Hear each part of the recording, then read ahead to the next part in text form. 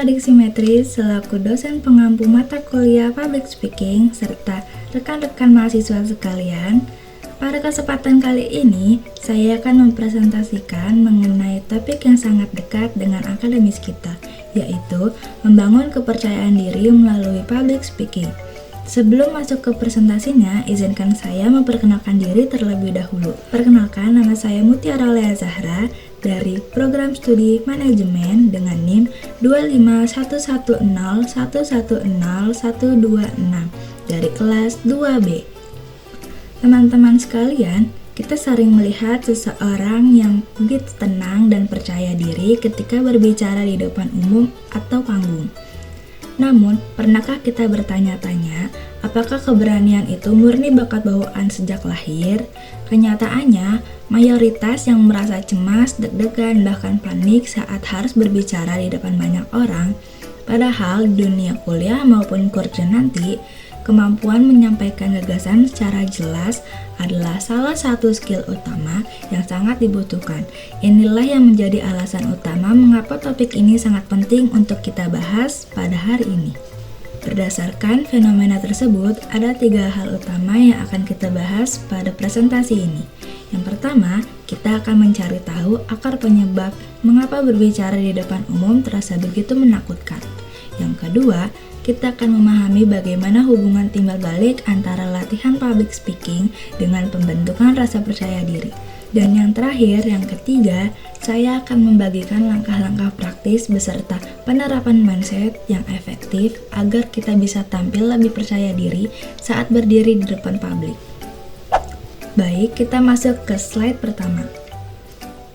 Mengapa berbicara di depan umum menakutkan? Kita masuk ke pembahasan pertama, yaitu fenomena kecemasan saat berbicara di depan umum ini dikenal dengan istilah glossophobia. Namun, jika kita telusuri lebih dalam, ketakutan kita sebenarnya bukan terletak pada panggung atau mikrofon yang kita pegang. Ketakutan itu berakar dari pikiran kita sendiri. Rasa takut dinilai buruk oleh orang lain, takut melakukan kesalahan, atau takut pemikiran kita ditolak. Banyak yang terjebak pada mitos bahwa percaya diri adalah bakat alami. Padahal, kita seseorang tampil tanpa persiapan yang matang, rasa cemas akan otomatis meningkat, lalu menciptakan lingkaran kecemasan yang membuat orang tersebut semakin yakin bahwa dirinya tidak berbakat. Padahal, masalah utamanya hanyalah kurangnya latihan dan persiapan. Lalu lanjut ke slide berikutnya, yaitu bagaimana public speaking bisa membentuk rasa percaya diri. Hubungan keduanya sangat erat dan bersifat timbal balik. Ketika kita memaksa diri kita untuk tampil di depan umum, kita sedang melangkah keluar dari zona nyaman kita. Disinilah terjadi proses psikologis yang dinamakan positive feedback loop. Setiap kali kita berhasil menyelesaikan satu sesi presentasi, meskipun hasilnya belum sempurna, otak kita akan mencatat pengalaman tersebut sebagai sebuah keberhasilan. Semakin sering kita berlatih, akumulasi dari keberhasilan-keberhasilan kecil ini akan mengikis rasa cemas serta bertahap dan membentuk efikasi diri, yaitu keyakinan mendalam pada kapasitas diri kita sendiri. Lalu lanjut ke slide berikutnya. Di sini ada langkah-langkah praktis membangun rasa percaya diri. Untuk mewujudkan hal tersebut, ada 4 langkah praktis yang bisa langsung kita terapkan. Yang pertama adalah preparation atau persiapan.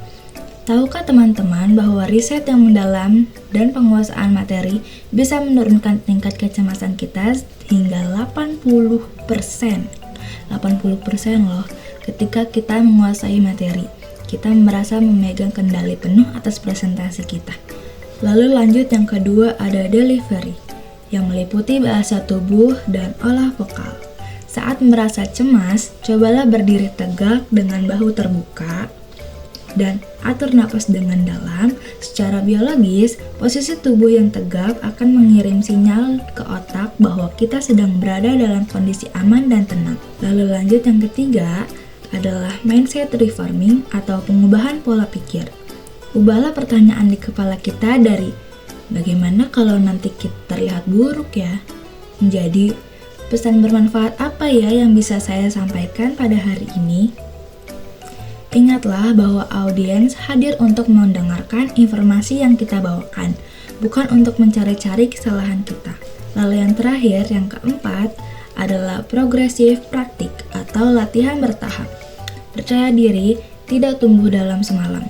Mulailah dari skala kecil, latihan di depan cermin, merekam suara sendiri di ponsel, aktif bertanya saat diskusi kelas, hingga akhirnya kita siap memimpin presentasi di panggung yang lebih besar. Tidak terasa sudah di penghujung presentasi. Sebelum mengakhiri presentasi ini, saya akan menyampaikan beberapa kesimpulan yang saya dapatkan. Sebagai penutup, dapat kita simpulkan ada 3 hal penting. Yang pertama, rasa takut berbicara di depan umum adalah hal yang sangat wajar dan bukanlah takdir, melainkan kecemasan yang bisa kita kendalikan melalui persiapan yang matang.